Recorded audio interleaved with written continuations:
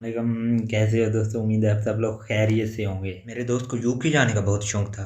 मुझे कहता एस्टिमेट लगाओ, अगर मैं यहाँ से भागूं तो कितने दिन में यूके पहुँच जाऊँगा। मैंने कहा चुप बे सुअर, तेरे दो कान के बीच में जो तरबूज रखा है ना, उसके अंदर जो चूंटी जितना दिमाग है उस पर जोर लगा। यूके जा रहा है, वाशरूम नहीं कि भागता हुआ जाएगा, शलवार में निकलने से बच जाएगी। कहता है जा यार, तुमने मेरी स्पीड देखी नहीं। मैंने कहा हाँ देखी है, ऐसा लगता है जैसे दो कुत्तों के बीच में कछुआ भाग रहा हो। कहता तुमसे बात करनी फजूल है, मैं खुद दिमाग लगा के कुछ सोचता हूँ। मैंने कहा जा बे, कद्दू को पिज़्ज़ा समझकर खाने वाले सुअर, तू जिस बाप को मानता है उसकी कसम उठा के बता कि तेरे पास दिमाग है। दिमाग से तुमने कब का बेचकर अपने पथरी का ऑपरेशन करवा लिया था। मैंने कहा था दिमाग ना बेचो, काम आएगी।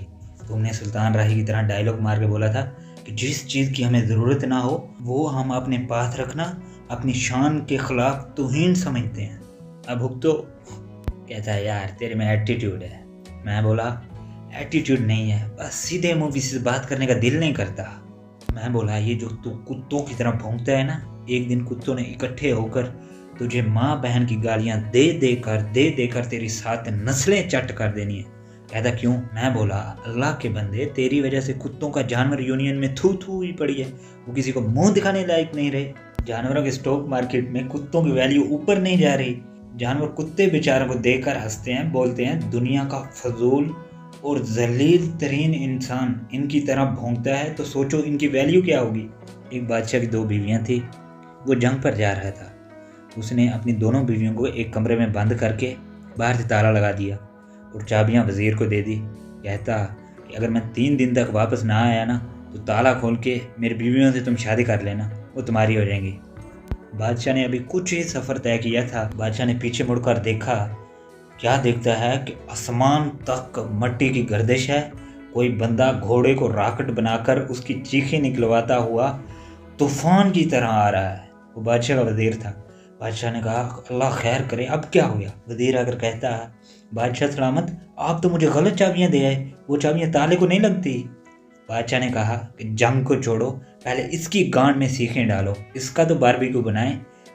साला हरामखोर, बादशाह भी मरा नहीं तो इसके अंदर पहले से मलकागिरी हवस जाग गई।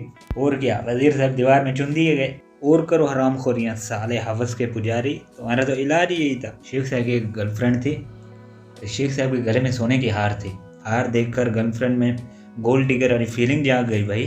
शेख साहब से बोले शेख साहब ये हार मुझे दे दें, जब आपकी याद आएगी तो ये मैं देख लिया करूँगी। शेख साहब बड़ा हरामी था। शेख साहब बोला कि तू ये सोच कर याद कर लेना कि मैंने मांगी थी पर शेख साहब ने नहीं दी। एक नशाई मस्जिद में वजू कर रहा था, मौलवी ने उसे देखा। मौलवी कहता ये पापी किधर से आ गया। तो नशाई से बोला तू किधर। नशाई कहता कि हैरान तो आप उस दिन होंगे जिस दिन मैं जन्नत में जाऊंगा। भाई औरतों की सोचने की लेवल चेक करें, आप किस हद तक सोच सकती हैं।